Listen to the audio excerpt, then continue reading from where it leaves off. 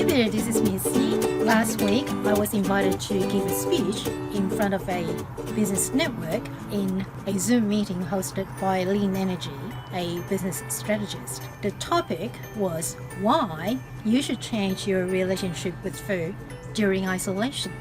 And because it's an 8 minutes long talk, I have divided it into two parts. This is the first half. Enjoy! Hi there, it's a pleasure to meet you here. I respect your time, so let's get straight into it. Why you should change your relationship with food during isolation. This will be interesting, beneficial, and valuable to you and your family and friends. I will answer your questions after this presentation. Alright? Now we're several weeks into the isolation lockdown. I see there are two types of people.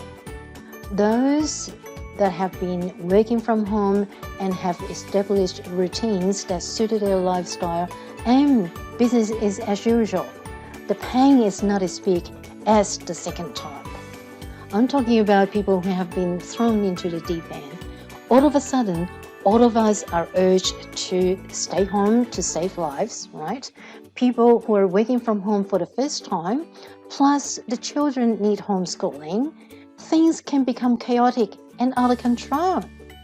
If you're in this second type and you don't get on top of things, then all hell will break loose.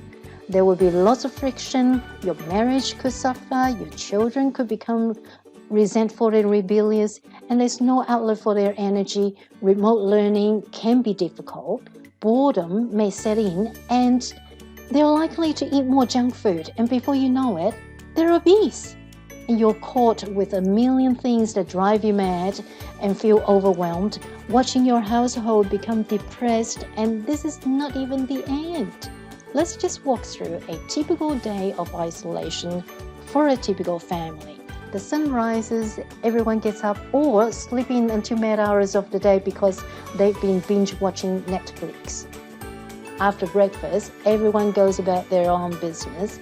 And if you're working from home and your partner is also working from home, then you have to have a pretty good setup so there's no interference. And your children need to have their own space to do their homeschooling, right? And they also need to exercise during recess. That means you or your partner need to supervise them. Lunchtime can be easy because everybody congregate in the kitchen to make the sandwiches and take a short break and get back to what they have to complete for the day. Now, dinner time will be a little bit tougher because you need to make everybody happy. If you're a good cook, then there's no problems. But if you're not and you're used to get takeaway or eat out frequently, which is not possible right now because of the isolation and social distancing, you're living inside a pressure cooker. Now, I believe you would agree with me. We divide our lives into three parts. We sleep, we work, and we eat and socialize. And before the isolation, we get up, we go to work, and children go to school, and we come home, and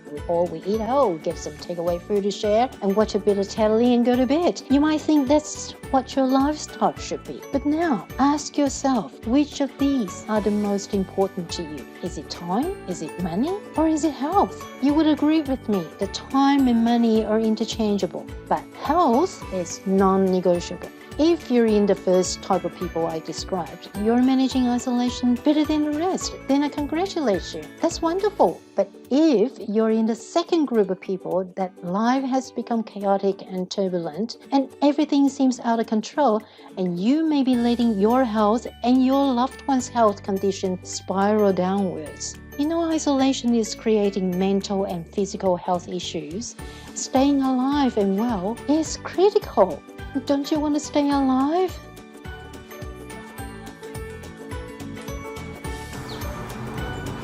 So this is the first half, and next week we're going to tackle how to stay alive.